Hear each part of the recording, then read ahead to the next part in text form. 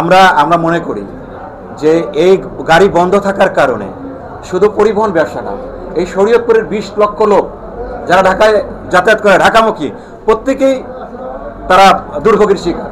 এবং আমরা যদি প্রশাসন বা নেতৃবৃন্দ কোনো ব্যবস্থা না নেয়, তাইলে আমরা এই শরীয়তপুরের জনগণকে নিয়ে আমরা পদ্মা ব্রিজের করে আমাদের শরীয়তপুর এলাকায় আমরা রাস্তা ব্যারিকেড দিয়ে আমরা প্রতিবাদ জানাবো।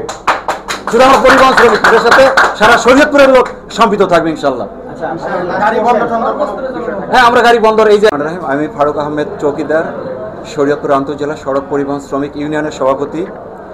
আমাদের গাড়ি এই শরীয়ত পদ্মা ব্রিজ ওপেন হওয়ার পর থেকেই আমাদের গাড়িগুলো আসলে সাদোয়ার টার্মিনাল থেকে চলার কথা, কিন্তু টার্মিনালে আমরা জায়গা পাই নাই। এই জন্য আমরা যাত্রাবাড়ি থেকে গাড়িগুলো চালাচ্ছি। তো দীর্ঘ সময় আমাদের পরিবহনে চাঁদাবাজি হচ্ছে, তো সেটা আমরা আসলে সহনশীল একটা অবস্থায় ছিল।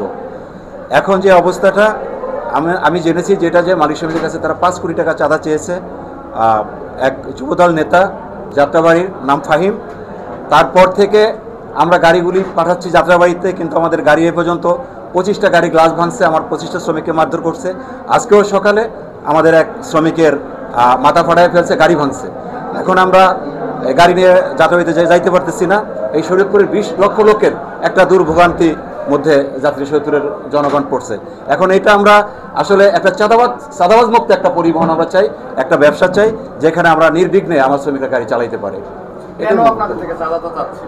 এটা চাঁদা চাচ্ছে, যাত্রাবাড়ি গাড়ি যাইতে হলে তাকে চাঁদা দিতে হবে। এটা কেন চাচ্ছেন এর জবাব তারা আমরা দিতে পারবো না। আমরা আইনগতভাবে চেষ্টা করতেছি। আমরা শরীয়তপুর জেলা প্রশাসকের কাছে আমরা স্মারকলিপি দিয়েছি, আমরা এসপি সাহেবকে বলেছি, ঢাকাতেও র্যাব ক্যাম্পে আমরা বলেছি, আর্মি ক্যাম্পে আমরা বলেছি, যাত্রাবাড়ি থানায় বলেছি। যত থানাটা ওভারটেক করে আমাদের যত কয়েকটা জায়গা ওভারটেক করে আমাদের গাড়ি যায়, প্রত্যেকটা থানাকে আমরা ইনফরমেশন করেছি যে এই ঘটনা ঘটতেছে। কয়টা গাড়ি ক্ষতিগ্রস্ত হয়েছে? এই পর্যন্ত আমাদের 10 জন শ্রমিক আহত হয়েছে এবং 25টার উপরে গাড়ি ভাঙচুর হয়েছে।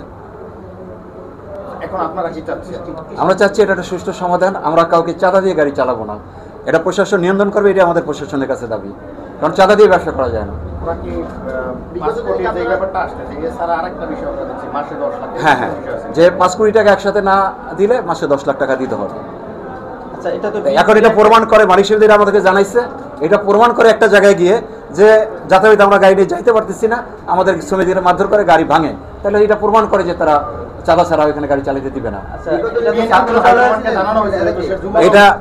এটা বিএনপির হাইকমান্ডকে আমরা জানাইছি, নবীউল্লাহ নবী সাহেবকে জানানো হয়েছে, আরো অন্যান্য নেতৃবৃন্দকে জানানো হয়েছে। তারা বলছে আমরা ব্যবস্থা নিতেছি, কিন্তু আদৌ তারা কোনো ব্যবস্থা নিছে কিনা এটা আমরা জানি না। এই তাদেরকে আমরা যখন জানাইছি তারপর থেকেও আমাদের গাড়ি ভাঙচুর হচ্ছে আজকে পর্যন্ত।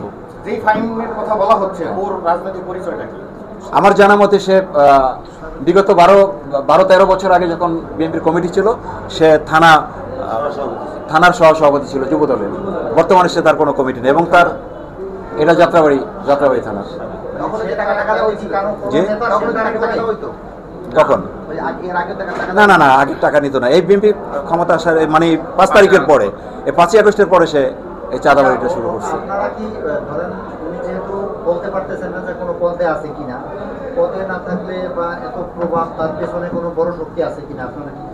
অবশ্যই তো তার পিছনে কোনো বড় শক্তি আছে, কারণ আপনার যাত্রাবাড়ি এলাকায় বিএনপির অনেক নেতৃবৃন্দ আছে, সাবেক এমপিরা আছে, বর্তমানের মহানগরের সাধারণ সম্পাদকরা আছে, অনেকেই তো আছে, কিন্তু একটা যার কোনো রাজনৈতিক পরিচয় নাই, শুধু সাবেক কমিটির সে সহসভাপতি, সে এত বড় চাঁদাবাজি করতেছে প্রত্যেকটা পরিবহন থেকে। এটা তো অবশ্যই আমরা মনে করবো যে কারো ইন্ধনে সে করছে। এবং আমরা যাদের কাছে এই কথাগুলো বলছি তাদের কোনো ব্যবস্থা নেয় নাই। ব্যবস্থা নেওয়ার না নিলেই তো আমরা বুঝতে পারবো যে তাদের কোনো ইয়া আছে। এটার থেকে বের হয়ে না আসতে পারলে ধরেন এই যে আপনারা বিভিন্ন জায়গায় অভিযোগ